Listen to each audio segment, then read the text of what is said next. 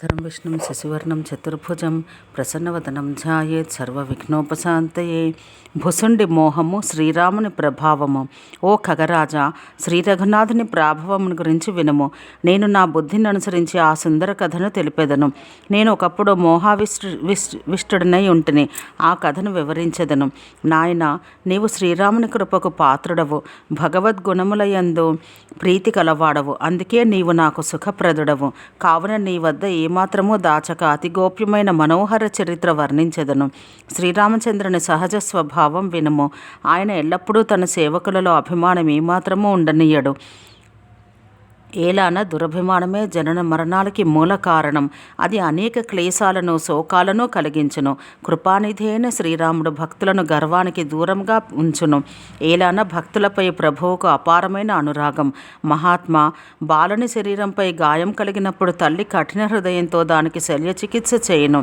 బాలుడు మొదట ధైర్యం కోల్పోయి దుఃఖంతో ఏడ్చినా రోగ నివారణకై తల్లి వాని రోదన పట్టించుకోదు. అదేవిధంగా శ్రీ రఘునాథుడు తన భక్తుని మేలు కొరకు అతని గర్వాన్ని హరించెను.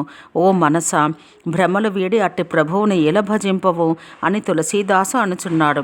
ఓ ఖగేశ్వర, శ్రీరాముని కృపను గురించి నా మూర్ఖత్వం గురించి తెలిపెదను. సావధానంగా వినము. శ్రీరామచంద్రుడు మానవ రూపమును దాల్చి భక్తులకు అనేక లీలలు ప్రదర్శించే సమయాన నేను అయోధ్యకు వెళ్ళెదను. ఆయన బాల్య లీలలు చూసి సంతసించెదను. అచట ఆయన జన్మదిన మహోత్సవములు చూచెదను. ఆయన బాల్య లీలలకు ముగ్ధుడనై 5 సంవత్సరంలో అచటనే గడిపెదను. బాలరూపుడైన శ్రీరాముడు నాకు ఇష్టదైవం. అతని తనువు కోటి మన్మథ సౌందర్య శోభితం. గరుడ, నా స్వామి ముఖవర్చస్సును గాంచి నా కన్నులు సఫలము నడుచుకొందును. చిన్నకాకి ఆకారమును ధరించి ప్రభువు చేయు బాల్య క్రీడలు చూచెదను.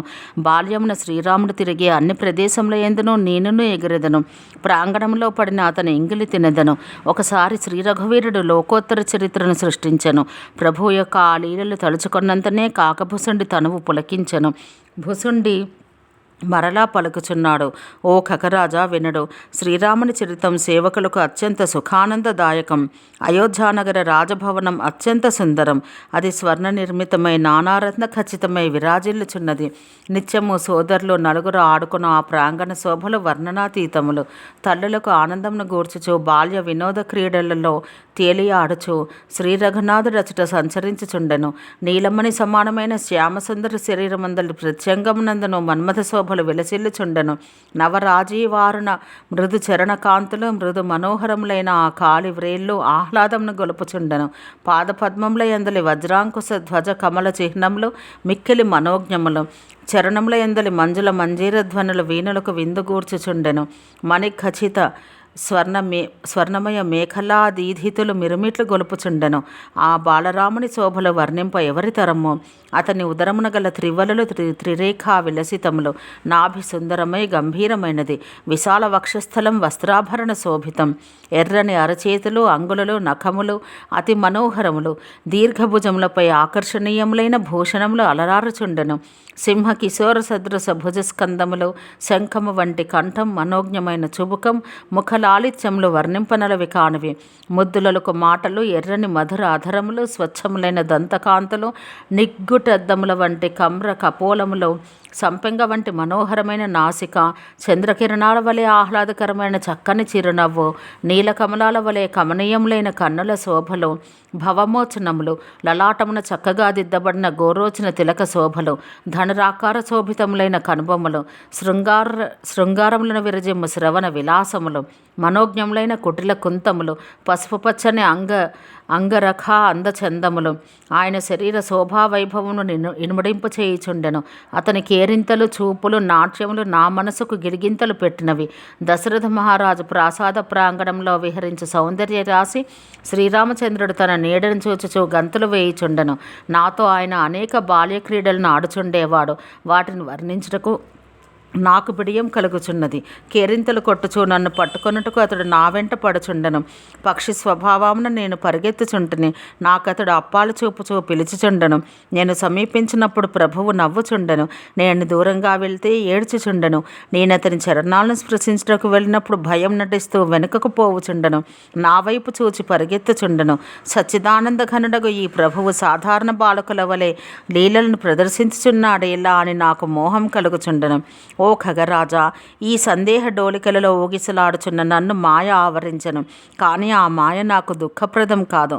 ఇతర జీవుల వలె నన్ను అది సంసార చక్రంను పడవేనది కాదు. ప్రభు, దీనికి మరి ఒక కారణమున్నది. శ్రీహరి వాహనమైన ఓ గరుడ, సావధానముగా వినుము. సీతాపతి అయిన శ్రీరాముడు అఖండుడు, అద్వితీయుడు, జ్ఞానస్వరూపుడు. జడచేతన జీవులన్నయో మాయకు వశమయ్యుండునవియే. భావయామి గోపాల బాలం మనస్సేవితం తత్పదం చింతయేయం సదా. కటిఘటిత మేఖలాఖచిత మణిఘంటికా పటల నినదేన విభ్రాజమానం కుటిల పదఘటిత సంకుల సింజితేన తం చటుల నటనా సముజ్వల విలాసం. జడచేతన జీవులకు అఖండ జ్ఞానమే ఉన్నచో ఈశ్వరునికి జీవునికి గల భేదమేమి? గర్వితమతి అయిన జీవుడు మాయకు అధీనుడు. సత్వరజస్తమో గుణయుక్తమైన మాయ ఈశ్వరాధీనం, జీవుడు పరాధీనుడు. భగవంతుడు స్వాధీనుడు, జీవులు అనేకులు. లక్ష్మీపతి అయిన ఈశ్వరుడు ఒక్కడే. మాయ వల్ల ఏర్పడ్డ ఈ భేదం అసత్యమే అయినా హరికృప లేకుండా కోట్లాది ఉపాయాలతో కూడా అది సమసిపోదు. శ్రీరామచంద్రుని భజింపక ముక్తిని కోరుకొను మనుషుడు జ్ఞాని అయినను తోకయు కొమ్ములు లేని పశువుతో సమానుడు. క్షమించండి. సమస్త తారాగణములతో కూడి 16 కళలతో అలరారు పూర్ణచంద్రుడు ఉదయించినను, పర్వతారణ్యములను కార్చిచ్చు దహించినను సూర్యుడు ఉదయించనిదే రాత్రి అంతము కాదు కదా. ఓ గరుడ, ఇదే విధంగా హరిభజన లేకుండా జీవుడు దుఃఖ నివృత్తి పొందలేడు కదా. విద్య అవిద్య మాయారూపములు. హరిసేవకునిపై అవిద్యారూపమాయ ఆవరింపదు. ప్రభు ప్రేరణచే అతనిలో విద్యారూప జ్ఞానం ఉదయించును. ఓ ఖగరాజా, అందువల్ల హరిసేవకుడు నశింపడు, భేదభక్తి ఏర్పడును. నేను భ్రమలో పడి ఆశ్చర్యచకితుడని ఉండుట చూసి శ్రీరామచంద్రుడు నవ్వెను. ఆ విశిష్ట లీలా విలాస ఘట్టమును గురించి వినము. ఈ కౌతుక లీలా రహస్యము ఆయన సోదరులు గాని తల్లిదండ్రులు గాని ఎరుగరు. అంతేకాదు ఇతరులెవ్వరూ ఎరుగరు. శ్యామసుందరుడు అరుణ కరచరణుడు అయిన బాలరాముడు మోకాళ్ళపై దోగాడుచు నన్ను పట్టుకొనుటకు ప్రయత్నించను. ఓ ఖగరాజా, నేనప్పుడు పరిగెత్తి తిని శ్రీరాముడు నన్ను పట్టుకొనుటకు తన భుజాలు చాపెను. నేను ఆకాశమును ఎగిరిన కొలది శ్రీరాముని బాహువులను నా సమీపంనే చూచుచుంటిని. ఇది భగవంతుని సర్వవ్యాపకత్వమును సూచించుచున్నది. అంతట నేను ఎగురుచూ బ్రహ్మలోకానికి వెళ్ళి తిని. అప్పుడు నేను వెనుదిరిగి చూడగా శ్రీరాముని బాహువులు నాకు కేవలం 2 అంగుళాల దూరంలోనే ఉండను. పృథ్వీ, జలము మొదలగు 7 ఆవరణాలు దాటి నా శక్తిని అనుసరించి నేను ఎక్కడికి వెళ్ళినను నా వెనుకనే ప్రభు బాహువులు ఉండట చూసి నేను వ్యాకులపాటుకు గురి అయితిని. భయంతో కన్నులు మూసుకొంటిని. మరలా కన్నులు తెరవగానే అయోధ్యానగరమున ఉంటిని. నన్ను చూసి శ్రీరాముడు ఒక దరహాసం చేసెను. అతడు నవ్వగానే ఆకర్షితుడనై నేనాయన నోటిలో ప్రవేశించితిని. ఖగరాజా, వినుము. నేనతని ఉదరంలో అనేక బ్రహ్మాండ సమూహాలను చూచితిని. అందులో పెక్కు విలక్షణములైన లోకంలో ఒకదానికంటే మరి ఒకటి మిన్నగా ఉండెను. కోట్లాది చతుర్ముఖ బ్రహ్మలు, పరమేశ్వరులు, అసంఖ్యాకములైన తారలు, సూర్యచంద్రులు, లెక్కకు మిక్కిలిగా ఉన్న లోకపాలురు, యములు, కాలములు, అసంఖ్యాక పర్వతములు, విశాలమైన పృథ్వీ, లెక్కలేనని సముద్రములు, నదులు, తటాకములు, వనములు, నానావిధ సృష్టి విచిత్రములు చూచితిని.